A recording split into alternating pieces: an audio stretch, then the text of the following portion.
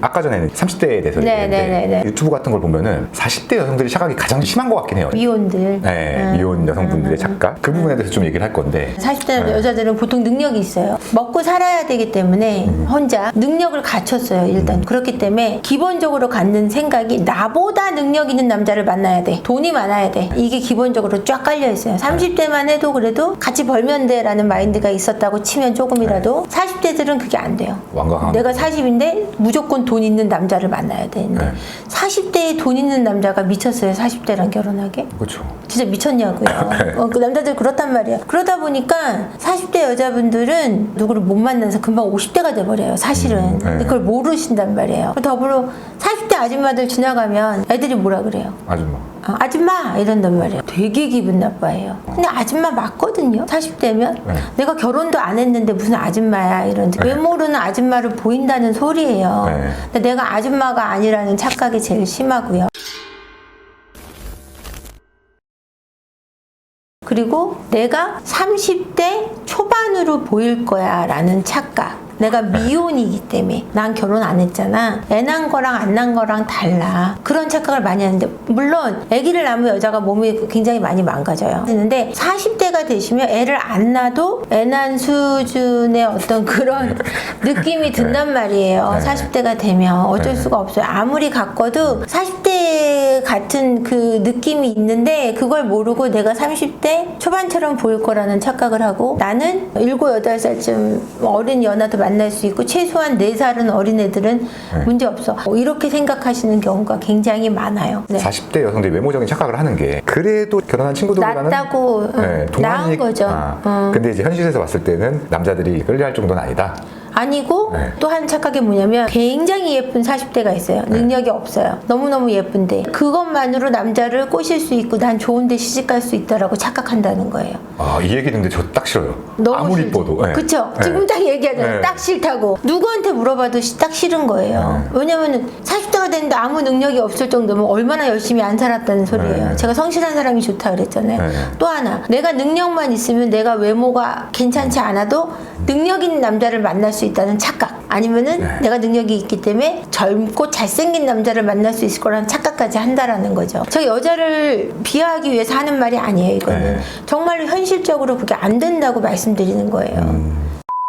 또 나는 싱글이기 때문에 결혼했다 이혼한 사람을 안 만나려고 하시는 경우가 많아요. 무조건 미혼을 만나려고 하기 때문에 자꾸 연하를 보게 되신다는 거죠. 근데 연하인 남자들은 35인 사람들도 밑으로 3, 4살을 보지 35이 되는 순간 위로는 안 보려고 그런다니까요. 이 출산이라는 것 때문에. 이게 옛날에 제가 상담을 하다 보면은 연상 커플이 되게 많아요. 그럼 이분들이 어떻게 만나냐. 남자가 17일 때 20살 때 이렇게 만나서 연애가 된 케이스라 이렇게 온 거지. 요즘 같은 때는 특히 30대, 40대가 돼서는 연하를 만나기가 너무너무 힘들다는 얘기예요. 근데 그럴 수 있다라고 착각하신다는 거예요. 내 외모만으로 또는 나의 능력만으로. 2개가 다 된다. 어린 남자를 만나려고 그래요. 외모가 괜찮은 남자를 만나려면 내가 한 100억 대는 있어야 그래도 어린 남자랑 결혼할 수 있는 거예요. 잠깐이야 만날 수 있겠지만 이제 결혼을 목표로 했을 때는 어렵다라는 얘기죠. 사실적으로 42살의 여자한테 37의 남자를 소개해 보자고요. 돈이 너무 많으니까 만나봐서 만나요. 근데 이 남자는 2세를 반드시 가져야 돼요. 그랬을 때 만나긴 했지만 여자가 너무 예쁘긴 하지만 2세를 가질 수 있는 확률이 너무 낮다라고 생각했을 때 이 남자가 그 위험을 걸까요? 나는 싱글이기 때문에 재혼은 안 돼. 돌아온 돌싱을 만날 수 없어 라고 생각하시는 분들도 많은데 40대가 되면 무조건 재혼도 만나셔야 돼요. 서로의 니즈가 너무 안 맞다. 근데 너무 진짜 니즈가 안 맞죠. 좀 슬픈 얘기지만 40대 여성이 저런 착각을 갖고 있으면 너무 확률이 떨어지는 것 같긴 해요. 그렇죠. 그 착각하는 여성분들한테는 어떻게 조언하고 싶으세요? 돈을 많이 벌려고 그러고 싶어요. 그리고 적어도 유부남하고는 만나지 말아라 라고 얘기해드리고 싶어요. 왜냐면 이런 분들이 불륜의 대상이 되는 경우가 많더라고요. 또 그럴 수 있겠다. 네, 저희 상담 사례 중에 40대인 미혼 여성분들과 외도를 해서 오시는 분들이 너무 많아요. 그럼 반대로 재원님이 생각하시기에 40대 미혼 남자들이 하는 착각도 있을까요? 어느 정도 능력이 있고. 지금이랑 비슷해요. 성별만 좀 바뀌었어. 글쎄요, 능력이 있어요. 어느 정도 외모도 갖추고 있어요. 근데 내가 열심히 노력하면 20대의 여자를 만날 수 있다고 생각한다? 그게 불가능할 것 같지는 않은데요. 그렇죠. 그래서 여쭤본 거예요. 뭔가 성별만 바꿔보면 결혼 시장에서는 능력이 똑같이 있다고 하면 남자가 훨씬 더 유리한 느낌이 들긴 해요. 여자보다는. 훨씬 유리하죠.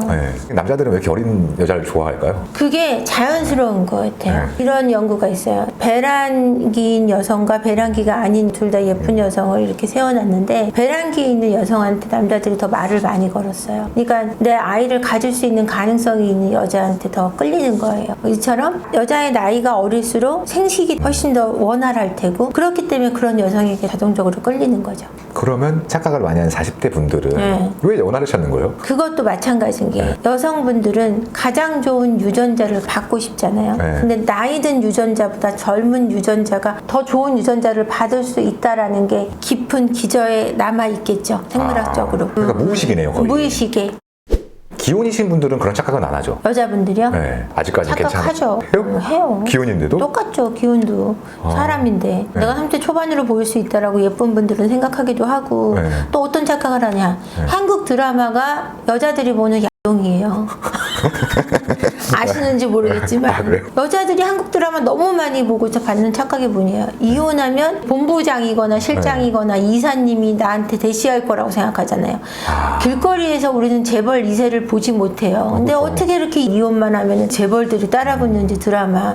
한국의 판타지잖아요. 그렇기 때문에 아내분들도 내가 이혼하면 너보다 나은 남자 못 만날 줄 아냐 이런 착각을 하고 사시죠. 이 얘기 들으니까 갑자기 딱 떠오르는 사람이 누구냐면 그게 이혼숙녀였나 아무튼 어떤 프로그램이었어요. 근데 어떤 한 여성분이 말씀하시는 게 지금 나 나가도 다 꼬실 수 있어. 봤어요. 저 그거 보면서 진짜 저렇게 심한 착각을 할 수가 있나?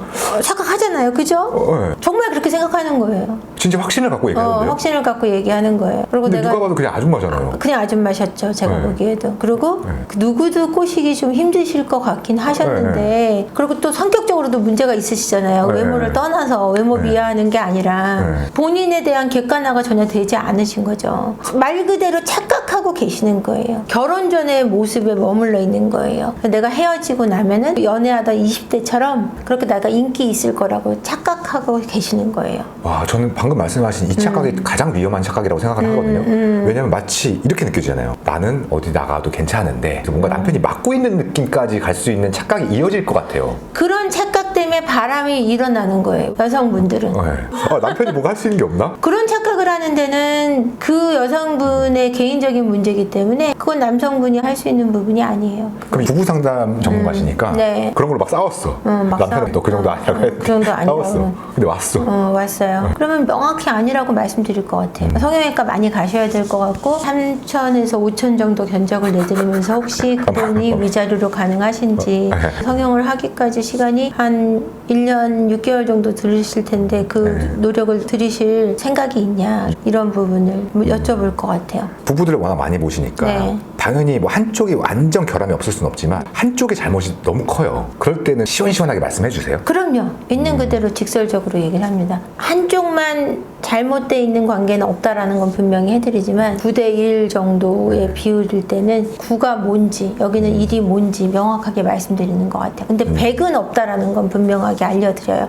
이쪽이 100일 수는 없다. 9대1일 수는 있지만 다음 질문은 포괄적인 질문인데 모두가 해당될 수는 없지만 적어도 결혼 생활을 유지하거나 결혼을 하려면 이 정도의 마음을 갖고 있어야 된다. 결혼하려면 나를 100% 주장하고자 하는 마음은 내려놓으셔야 될 것 같고요. 나를 100% 주장하지 말고 저 사람을 있는 그대로 인정하고자 하는 힘을 가지고 결혼하셔야 될 것 같아요. 그러니까 내 마음에 100%인 사람일 수 없다라는 거를 미리 알고 결혼하셔야 될 것 같습니다. 그런 사람은 없다. 그리고 결혼하면 진짜 그 사람이 드러나거든요. 내가 모르는 사람이 나와요. 그때 그게 그 사람이라고 인정해 줄 수 있는 그런 힘이 있어야 될 것 같아요. 뭔가를 고치려고 하기보단 있는 그대로 받아들여라. 그러면 재혼을 앞두고 있는 사람들한테는 조언하신다면? 저는 재혼에 있어서의 키는 자녀들이라고 생각합니다. 재혼에는 자녀들이 따라오게 돼 있는데 재혼에서 가장 많이 깨지는 이유는 상대방의 자녀를 받아들일 수 없거나 내 자녀와 그 자녀가 싸우기 때문에 많이 깨져요. 상대방의 자녀를 내 아이처럼 사랑해 줄 수 있을 때 그 가정이 건강해지거든요. 그래서 상대방의 아이를 내 아이처럼 사랑해 주세요 라는 얘기를 해드리고 싶어요. 그게 되지 않을 땐 재혼하지 마세요 라고 말씀드리고 싶어요. 가장 중요한 게 자녀. 네.